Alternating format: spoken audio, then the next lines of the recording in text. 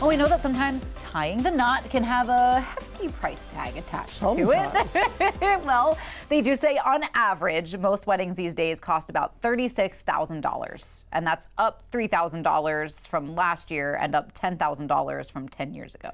Yeah, it's a big number, and one of the things I think everybody's got to remember, because a great wedding is a great thing. Oh, absolutely. It brings everybody together. A beautiful Lots venue. of reasons People will to talk be about for excited about it, but it is also one day.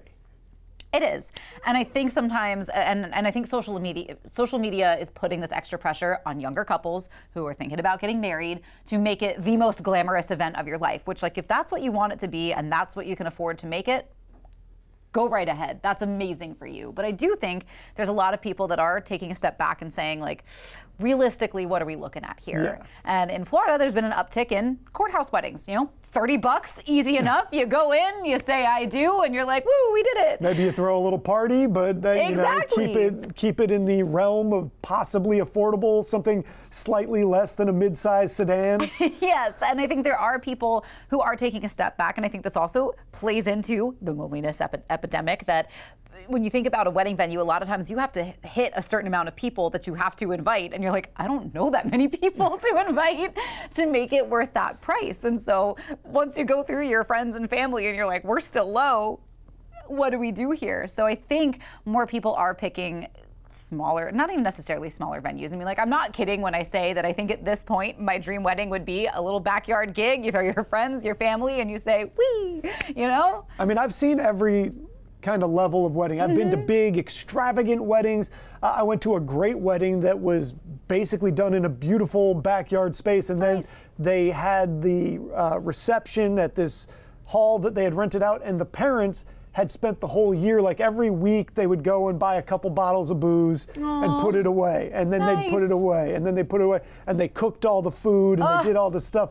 And, you know, the dad had a band, so his band played. So it was this really fun wedding, but they did it on the cheap. They planned it really well. That is part of this. It takes a lot of planning, expensive or not, to pull it off. That is true. But going over some more of the statistics here, wedding pros do say social media glam has made weddings feel like a production, but experts do encourage couples to stay grounded, keep it simple. Remember that it's not about the flowers as much. It is about you and your partner beginning the life together that you guys dreamed about. But I do think it's an interesting conversation because I think we have sort of ping-ponged back and forth. I remember like in my early 20s, the wedding conversation was, weddings are so expensive.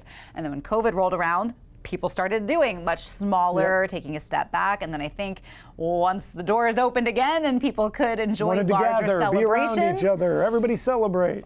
People did exactly that. And so they opened the doors to these big, beautiful, gorgeous weddings, which again, have a big, beautiful, gorgeous wedding. One of my friends got married and it was probably the most spectacular event I've ever seen. Their food menu was like food from around the world. And I was like, this is insane. There were fireworks, but that's not a realistic budget for, I think, most people. And you also have to remember that when you're playing the keep up with the Joneses situation, the people that are throwing those big weddings, a lot of them maybe have money coming in from family that's helping out with that.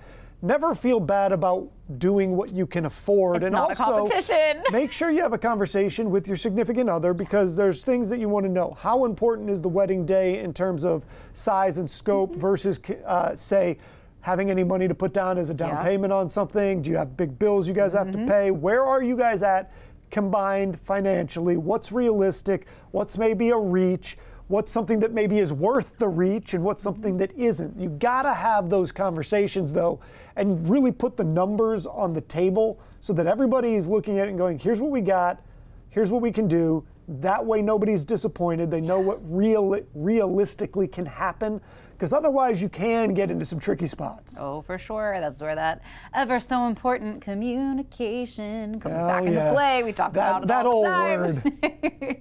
But we still have some more show to get to, an interesting conversation about weddings, but let's see what's coming up for the rest of the show. We still have some drama to get to, talking about coworkers hanging out outside of the office with our Spill the Tea. And from drama to action, we're taking a look at the newest offering from Marvel, Thunderbolts. Gonna give you my review, and I'm telling you right now, guys, you are gonna like this one. Can't wait. Speaking of action, though, there's always action you can take to keep our bays healthy. We're gonna talk about Bay Day, how you can celebrate, and what you can learn. All that is on the way with more Coast Life.